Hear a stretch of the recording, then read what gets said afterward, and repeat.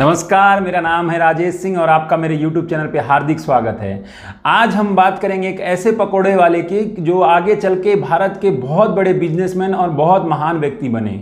जी हाँ, मैं बात कर रहा हूँ धीरू भाई अंबानी उर्फ धीरज लाल हीराचंद अंबानी की।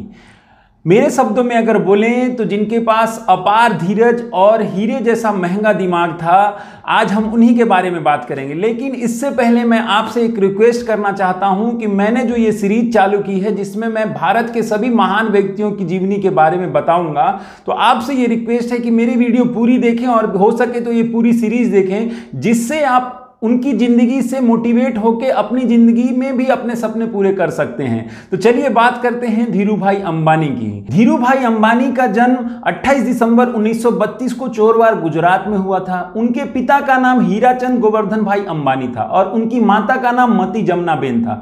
धीरू भाई के पिता जो थे वो साधारण शिक्षक थे, जिसके कारण वे अपने परिवार का पालन पोषण भी ठीक से नहीं कर पाते थे। इसी कारण धीरू भाई को अपनी हाई स्कूल की पढ़ाई बीच में छोड़ के ही अपने पिता के साथ उनके छोटे मोटे काम जैसे भजिया बनाना इत्यादि में हेल्प करना पड़ा, जिससे कुछ आर्थिक मदद हो पाती थी। देखिए, आपको यह सीखना होगा कि जितने भी महान व्यक्ति बने हैं उनके पीछे बहुत बड़ा संघर्ष, बहुत कठिनाइयां, बहुत असफलता, बहुत सफलता रहती है। इसलिए अगर हमको भी अपनी जिंदगी में कुछ बड़ा करना है तो हमको संघर्ष करना पड़ेगा।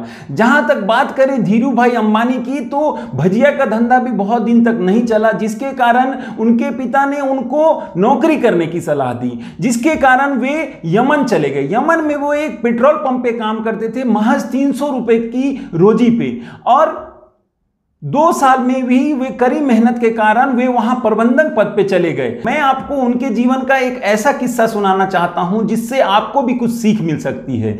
धीरू भाई की कंपनी अपनी कर्मचारियों के लिए मात्र 25 पैसे में चाय पिलाती थी, लेकिन धीरू भाई वहां चाय न पी के एक सामने की रेस्टोरेंट में 1 रुपया देकर चाय पीने जाते थे। जब दोस्तों ने उनसे उसका कारण पूछा तो धीरू भाई ने कहा कि बात पैसों की नहीं है, बात है ज्ञान की। मैं वहां जाके एक यह शिक्षा लेना चाहता हूं कि वहां पर जो बड़े बड़े व्यक्ति आते हैं वे कैसे सपने देखते हैं, उनकी सोच क्या है, वे अपने सपने पूरे करने के लिए क्या क्या मेहनत करते हैं।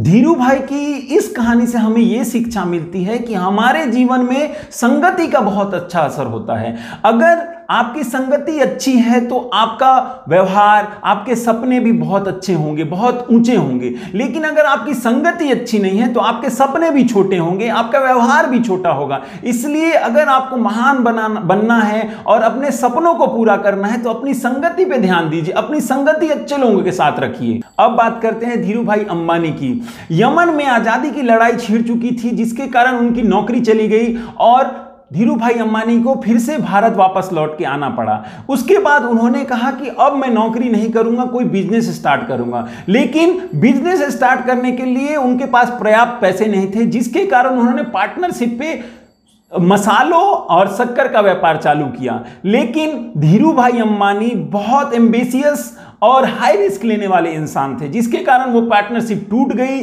और धीरू भाई ने बोला कि मैं अब खुद का बिजनेस डालूंगा। उसके बाद उन्होंने सूत के धंधे में अपना हाथ आजमाया और कुछ ही दिनों में अपने मेहनत और लगन के कारण वो बॉम्बे सूत व्यापारी संघ के कर्ता धर्ता तक बन गए। उसके बाद उन्होंने पीछे मुड़ के नहीं देखा। 1966 में उन्होंने रिलायंस टेक्सटाइल की स्थापना करी और उनका ब्रांड विमल पूरे देश में छा गया। इन्हीं संघर्षों के बीच उन्होंने शादी की कोकिला बेन से, जिनसे उन्हें 2 पुत्र हुए, जिनका नाम मुकेश और अनिल था, और उन्हें 2 पुत्रियां भी हुई, जिनका नाम दीप्ति और नीना था। उसके बाद उन्होंने पेट्रोलियम और दूरसंचार में अपना हाथ आजमाया और उनके संघर्ष के कारण और उनके मेहनत लगन के कारण रिलायंस भारत की सबसे बड़ी कंपनी बन गई। लेकिन दुर्भाग्य देखिए, ये प्रकृति का नियम भी है। 6 जुलाई 2002 को इस महान व्यक्ति का निधन हो गया। लेकिन धीरू भाई ने अपनी मृत्यु से पहले पूरे भारत समाज को जो सीख दी है वो ये कहती है कि बड़े सपने देखने चाहिए और हार्ड वर्क करना चाहिए। अगर आप बड़े सपने देखेंगे और हार्ड वर्क करेंगे तो आपके सपने जरूर पूरे होंगे। मैं अंत में आप सभी को धीरू भाई की कही 5 ऐसी बातें बताऊंगा जो आपको भी सीख दे सकती है। धीरू भाई की कही हुई पहली सीख, जो सपने देखते हैं और हार्ड वर्क करते हैं उनके सपने जरूर पूरे होते हैं। दूसरी सीख कि बुरे वक्त में हौसला मत छोड़िए, संघर्ष करते रहिए, बुरा वक्त भी टल जाएगा, विपदा को अवसर में बदलिए। तीसरी सीख ये कहती है कि कभी भी अगर आपको बड़ा करना है और बड़े सपने देखना है तो आपको रिस्क लेना पड़ेगा।